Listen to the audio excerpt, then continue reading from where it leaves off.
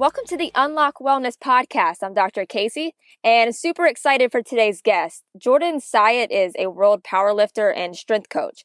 He's a 5-time World Record Powerlifter, precision nutrition and Westside Barbell Certified Coach, and has been featured on CNN, the Huffington Post, Men's Fitness, and more. And if you watch Gary Vaynerchuk's content, you'll probably see Jordan all over the place. He's Gary's personal trainer, and he gets to travel with them and help keep him healthy and on top of his game. Jordan has his own online community and online coaching called Syatt Fitness, and is really just putting out a lot of great content out there. So Jordan, thank you so much for jumping on. I know you're right in the middle of New York City right now, right in the middle of the action. But thanks for making time to come on.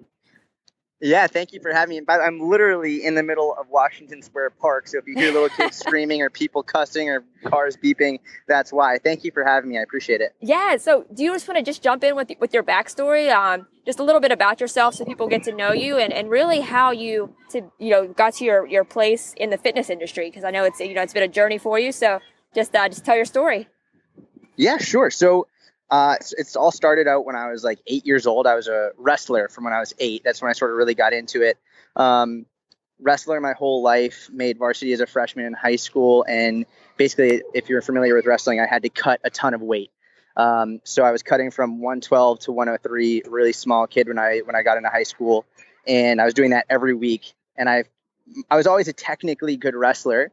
But what I had to figure out was, okay, how do I lose a lot of weight and build strength and like keep a high level of performance all at the same time? And so I was fortunate in that I got very involved in the fitness industry, but not like the mainstream, like magazine BS, and not like I was fortunate because there was a gym, a privately owned kettlebell gym very close to me, owned by people who were very, very, very involved in the scientific research. And they sort of took me under their wing at 14. I got my first personal training job with them. And like, I never really wasted any time on a lot of the mainstream BS stuff that we see. And so basically from 14 on, I was obsessed with personal training and strength and nutrition, and did that all through high school. When I graduated high school, I took a year off and I went to Israel and I traveled and volunteered for a year. I ended up doing starting my own beach boot camps and all that stuff. And at the same time, really started to compete in powerlifting at a higher level. Then I came back to the States and went to school. And at school at 19 years old is when I really, really, really started to start my online business. I was doing very well, fortunately, in powerlifting. I trained at a gym called Westside Barbell in Ohio for a while. And then at that point is when I really started my online business, started writing articles, building my website. But it wasn't none of that, like starting my business, it wasn't created with the idea of building a business. I didn't know that I could, make a business with it. Basically, all I started doing was writing about my workouts and my nutrition and what I was learning and what I was practicing. And slowly and surely, people started to come to me asking about coaching, writing their program, their nutrition. And over the course of college, that's how I worked. I built my business. I wrote I have over 500 articles on my website. Wow. Hundreds, if not thousands of YouTube videos, Instagram, blah, blah, blah, all that stuff. And then, so basically by the time I graduated college, I didn't have to work for anyone. I could just do my online business. So then I actually ended up moving to Israel just because I love it there, because I could work from my computer. And I worked there for a while. And then about a year and a half ago, I was offered the job to work and coach with Gary Vaynerchuk. So I moved from Tel Aviv to New York about a year ago. And I've been coaching him in conjunction with building my online business. And that's sort of where I stand right now. That's amazing. That's amazing. So, how did you get that call from Gary? Was it like an application process and he just saw your content, or how did that all kind of fall in place for you? So it's a pretty crazy story, and that literally could be like a 45-minute thing on itself. But what happened was, right? Long story short, so I'd been writing content since 2011. Mm-hmm. On my first article was published in 2011 on my website. And Gary's old coach, Mike Vacanti, followed me before he was ever Gary's coach, before he was even really personal training. He followed my work, and there's actually comments from him on my website since 2012. Funny. Yeah, and he's killing it now too. You guys are both doing amazing. Yeah, he's crushing it. He's awesome. He actually lives right around the corner from me in New York. That's cool. And but it's one of those things where you never know what's going to happen. So I would reply to his comments, and like we interacted back and forth before either of us knew really who the other one was. Mm-hmm. And when his time was up with Gary, basically Gary was like, okay, so who's next? And I was one of the applicants, and Mike was like, listen, like this guy's legit, and I've followed him for a long time, and that is how I even like was considered for the job, just because Mike knew who I was on the internet. So that opportunity wouldn't have come if I wasn't actually just putting out content. Right. And it's pretty cool because I know you've probably read Gary's book, Crush It. Like you kind of followed that to a T probably without even knowing it, like just preparing and 100%. preparing. And then all of a sudden when the time came, like you weren't playing catch up, like the work was done. Like that was your resume. That's awesome. Exactly right. Yeah. It's literally, it's like, I didn't, like when I started my website, I didn't know I was starting a business. I was just doing it as a way to help people. And all of that content sort of turned out really, really well. And I was able to use that as sort of essentially leverage to then get other opportunities. That's cool. No, I love it. I love it. And the content that you're putting out is really awesome. And I love a lot that you're doing with like just consistency and just with daily changes, because it's not the person that is killing it for 12 hours once a week. It's the person that is just consistent. They do 5 minutes on a day if that's all they have. And if you just want to go into that and just what you're teaching people about being consistent and just doing it the right way. Yeah. So, I mean, in terms of health is not like, it's funny because with all of the mainstream marketing that we see for it, it's almost, we're made to seem as though like health should be a race. Mm-hmm. Right? Like you're supposed to, it's like a 30-day thing, like a 30-day race or a 60-day race, or you have until this date because you're getting married or because there's like a party that you want to look good for, whatever. Like it's always a race to get fit. And that mindset really sets you up for failure because it makes you believe that you have to go all in or all out.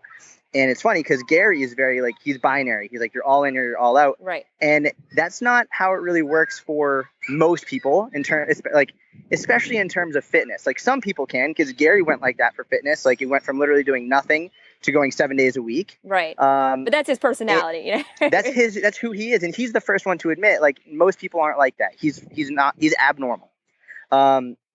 So basically, I mean, for example, right now, like anytime I take a call, whether it's a podcast or a client consult call or whatever, I go on a walk. So like realistically, walking isn't going to get me shredded. Walking isn't going to like help me be a world record powerlifter. Mm-hmm. But from a health perspective, from like, who knows, like I could burn several hundred calories doing this, like just the health benefits alone, not to mention like the psychological benefits of like your hormones and everything, just from doing a short 45-minute walk can be very powerful. And you do that consistently for years, it has a massive effect. So like, it's the little things that you do every day, the short, tiny little decisions that add up over time.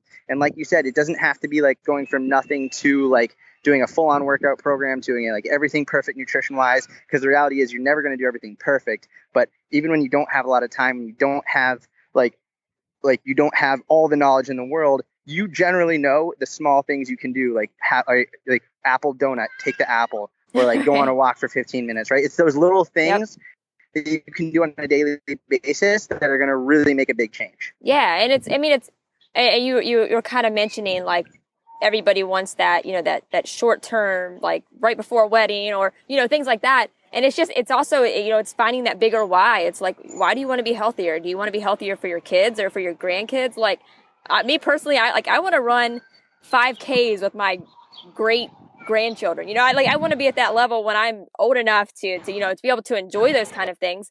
But it's just having like that bigger why, not just I want to look good this summer. It's just that whole mindset shift that you have to make. 100%. And the funny thing is, it's like, yes, you have to find your why. What's really interesting is a lot of people are like, some people, they want to be healthier for their kids. They want to be able to like live, like be 80 years old and like not be like tied down to a wheelchair. Right. But like one thing, like I've worked with a lot of people, like a lot of people. And I don't care if I'm talking to an 18-year-old college girl or a 75-year-old woman or a 45-year-old dad. It doesn't matter. Like the reality is this, everybody wants to look good naked. Yeah. Right. Like just straight up, like that's just now in fitness, there tends to be three major goals. There's aesthetic-based goals, which is usually fat loss or building muscle or both. There's pain reduction goals, like get rid of back pain, get rid of knee pain, whatever. And there's athletic performance-based goals, like people want to improve their performance in sports or whatever. Now, it doesn't matter if you want to, like, if you're more focused on pain elimination or more focused on athletic performance, because everybody is going to have that same goal of, yeah, they want to like look better, feel more confident in their skin. Right. And I think in recent years, it's become taboo to say like, yeah, I want to look good naked, because for whatever reason, people are like, oh, you're so vain, blah, blah, blah. And it's like, I think it's actually really important to like own it and like, hey, there's nothing wrong with wanting to like look a certain way. And if you really want to look a certain way, and if you really want to like improve your aesthetics, like own it. That's cool. Nothing wrong with it. And once you recognize it, then you can really attack it. No, definitely. Absolutely. No, I agree. 100%. And I love also with your content, Jordan, is you make it easier for people. You know, you're all about, you know, if it's nutrition, it's stay with the basics. You know, if it's fitness, keep it with the basics. So it's not overcomplicating things. So, you know, what are some of the tips that you're giving people on just keeping it just basic, keeping it easy? Because I think everybody tries to overcomplicate things and spend so much money on products that they don't need, when it's really all about just eating more plants, moving more, drinking more water, getting better sleep. I mean, all of these things are so easy, and it's, you know, it's just, it goes down to the basics. Yeah. So I think the most important distinction that I can make is it's simple, not easy, right? Like, that's probably the best way that I can put it, in that, like, listen, like most people know generally what they should be doing. Like they might not know all of the science. They might not know like the best, like the best workout to follow. They might not know all this stuff, but they generally know that they should be exercising on a consistent basis. They generally know they should be eating more fruits and vegetables, right? And like the reality is, like, that's all simple, but the ease of it isn't there because there's so many factors outside of knowledge, right? There's like environmental factors, there's emotional factors, psychological factors, right? So all of this plays such a huge role, and that's what makes something so simple so challenging. And the reason that I like to make it seem so simple, the reason I like to break it down into the bare essentials, is because everywhere you look, people are so overwhelmed with the information, they don't know what the hell to believe. Right. So when I talk about this stuff, the number one thing is I take the most basic things that people need to know and make it as simple to understand as possible so they're not overwhelmed. And I also sort of interject a lot of self-confidence and self-belief stuff, because I think one of the major reasons people fail is because they don't actually believe that they can do it. They've tried and failed so many times. They think, all right, well, I'm just destined to be this way. Mm-hmm. And that's like the worst, most demoralizing feeling. Right. So if I can break it down into like a simple 2-step process, and then like, listen, like just to, like, I have one of my favorite videos that I've ever made is like one about failure and how I fail every single day over and over and over again. Like, I have several world records in powerlifting, but people like look at that and they think, wow, like world record powerlifter, but they don't see that there was over a year where my deadlift actually decreased.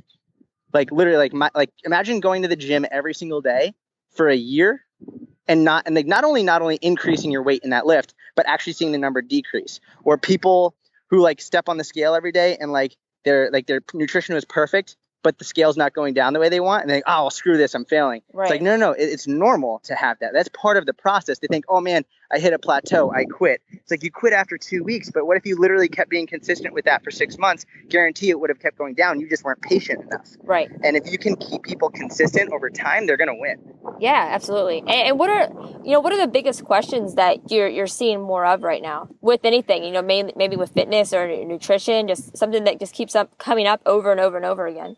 So, I mean, there's a bunch, and like, because there's so many different fads, like different ones show up at different times. Ones is like, what's better for weight loss, weightlifting or cardio? Right. That's a really, really common question. And the reality is, like, they're both great. They're both fantastic. It's not one or the other. Again, it's not binary. It's not black and white. It's not this or that. It's not this is right, this is wrong. It's not this is good, this is bad.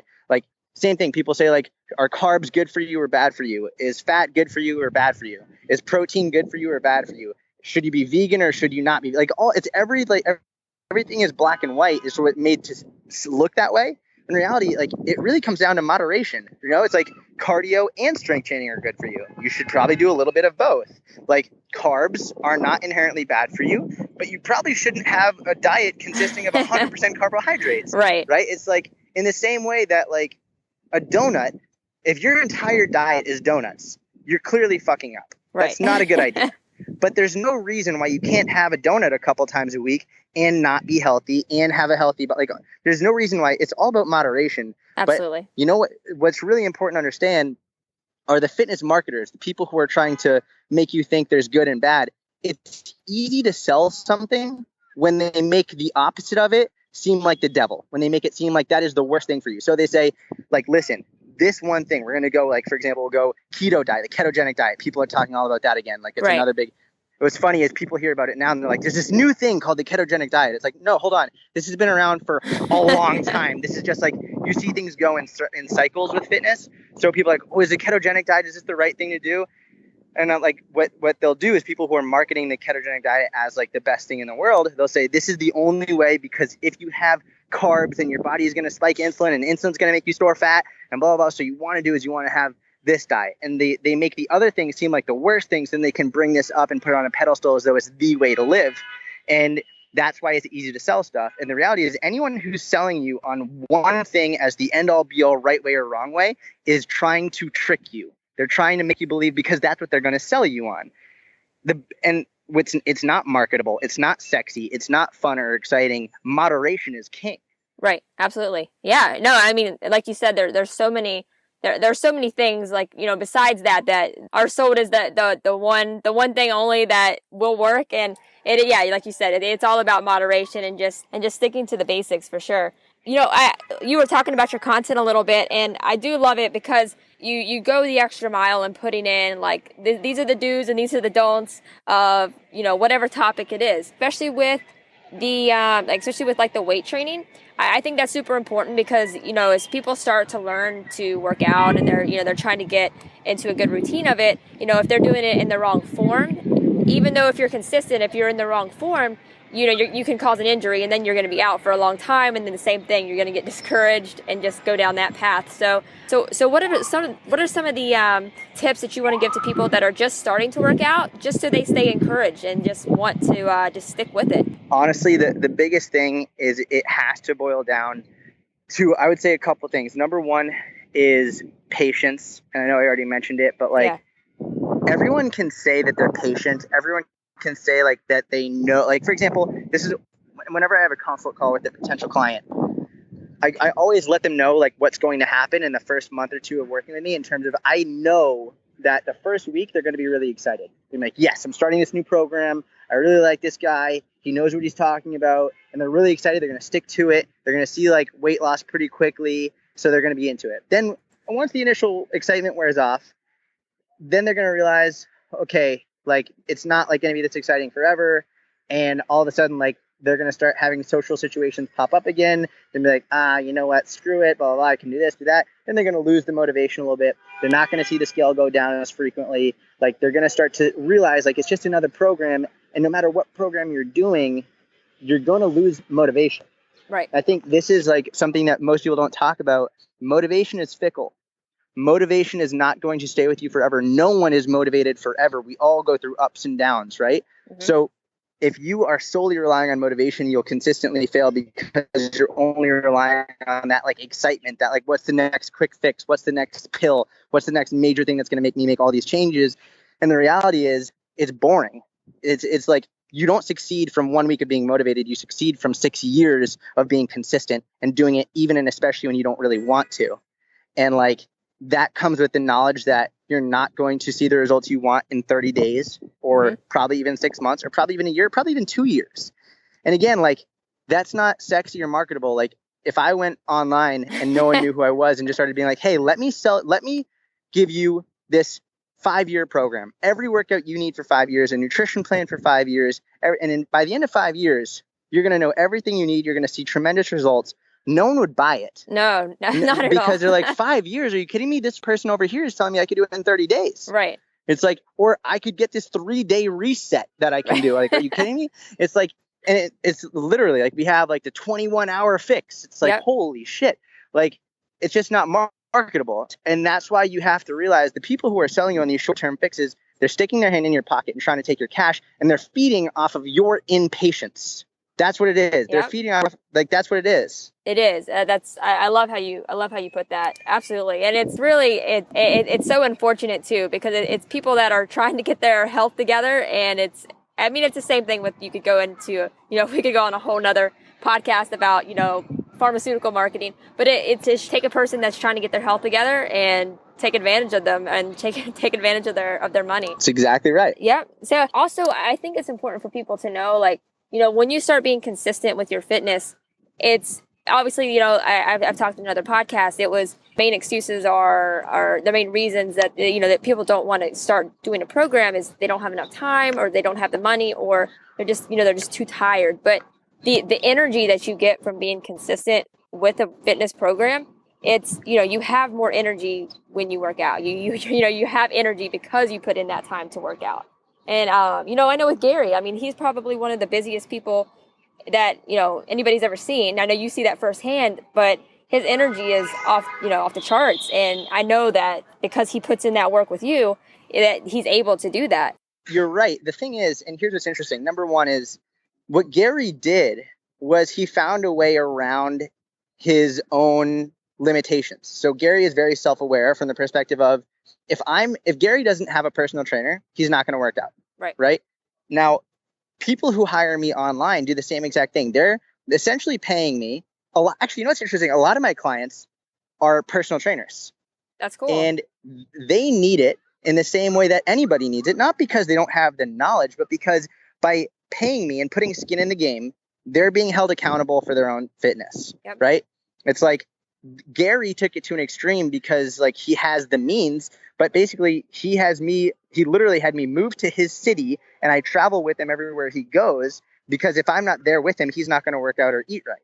So, like, he took it to an extreme. Not everyone has that ability, and not everyone has those means, which is one reason why having an online coach is so tremendous, because it gives you the ability to do that. But if you don't have the means for an online coach, you have to be self-aware enough to know what is going to keep you accountable, right? Accountability is such a big part of it.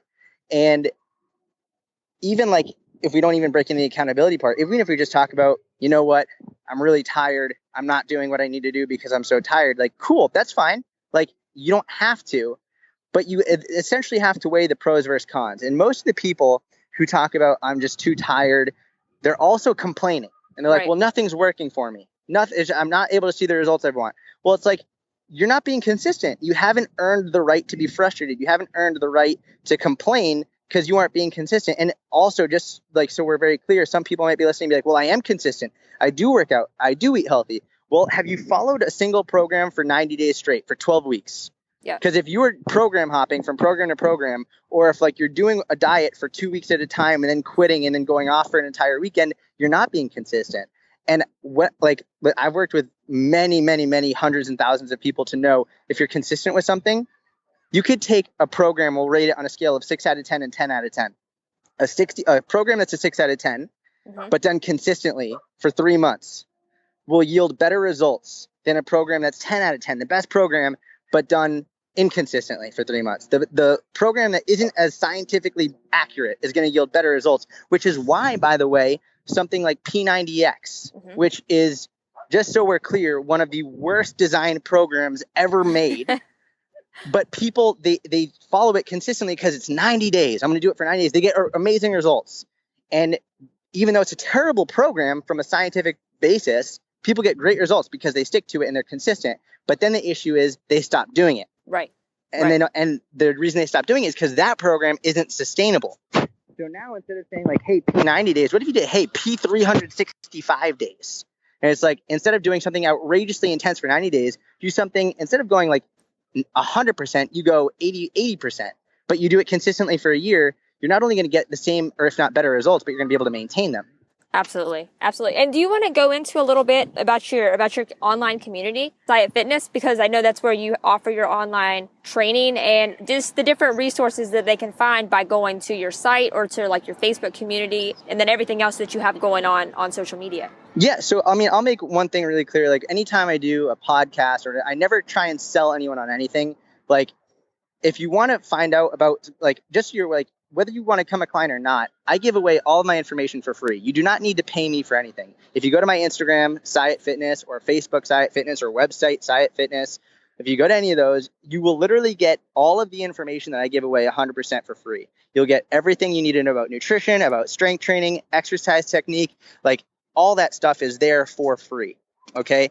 And I do that because like, that's what I love to do. I love to help people. I love to like give all this stuff away. If anyone wants coaching, I'm going to be able to hold you accountable. But I really like, again, I'm not a good salesman. All the stuff that I do with like coaching is holding people accountable and like sort of giving people the confidence to know that they can do this. That's really it. If you have the motivation already, if you have the consistency, if you have like the ability to like go after it on your own, everything that you need, you'll be able to find for free on all of my pages. Yeah, no, that's awesome. I love that. I love that. And I love how genuine you are and just how genuinely you want to help. And I think that comes out, in your content. And I really do love all the things that you're putting out. And Jordan, I have one closing question for you before we jump off. So if you could just give the audience just one piece of advice, what would it be? It could be, something, maybe it was your biggest takeaway when you were on your own fitness journey, but if you could only give just one piece of advice, what would it be? The one piece of advice is going to be, you can't fuck up. And pardon my language, I'm sure I've sworn words. But, and like, listen, I mean it. And this is really important to understand because most people, when they don't achieve their goals, it's because they think, oh my God, I screwed up. I had the pizza. So I might as well just like have the ice cream. I might as well have the box of cereal. I might as well, screw it. This weekend, it's Friday night. Oh, the weekend's botched. I'll just get back on track next week. And then that turns into like, keep going off track, I skipped the gym, damn it. All right, I'll just start next week or something. And like, when you think you screwed up, that is essentially your excuse for being able to keep going off track. Right. So the first thing I tell all of my clients, I have a 35 video nutrition course that every client of mine gets. And the first video has nothing to do with nutrition. It's called You Can't Fuck This Up, because it takes that excuse away. And it's like, if you just know, like, I don't care if you go out and you completely blow your calories, you eat the worst foods in the world. I don't care, because you're only one bite away from being back on track. That's it. You're just always one bite away. And if you can understand that, you will win, like, and go far beyond what anyone else has ever imagined. Awesome. Thank you so much, Jordan, for coming on. I really am excited that you were able to come on, and I hope you have a great day and enjoy the beautiful day in New York. Yeah, thank you. I appreciate it. I'll talk to you soon.